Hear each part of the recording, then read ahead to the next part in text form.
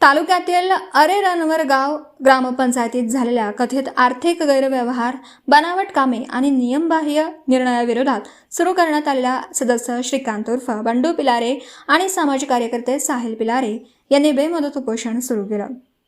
गुरुवार दिनांक 4 दिवस होऊनही अद्याप प्रशासनाकडून ठोस प्रतिसाद मिळालेला नाही. मागण्या मान्य होईपर्यंत उपोषण सुरूच ठेवू असा इशारा त्यांनी दिला. जिल्हाधिकारी कार्यालयात दाखल तक्रारीनुसार ग्रामपंचायतीत विविध विकास कामांमध्ये अनियमितता झाली. नाली बांधकाम, सोलर दिवे बसवणं, आरो दुरुस्ती, सार्वजनिक शौचालय बांधकाम व रेन वॉटर हार्वेस्टिंग सारख्या कामांमध्ये आर्थिक गैरव्यवहार झाला.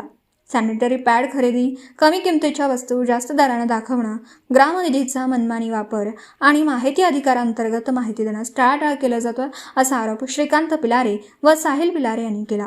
2021 ते 2026 या कालावधीत ग्रामपंचायतीत झालेल्या सर्व कामांची स्वतंत्र आणि निष्पक्ष चौकशी करून दोषींवर फौजदारी गुन्हा दाखल करावा, संबंधित अधिकाऱ्यांना निलंबित करून शासन निधीची वसुली करावी अशी मागणीही त्यांनी केली.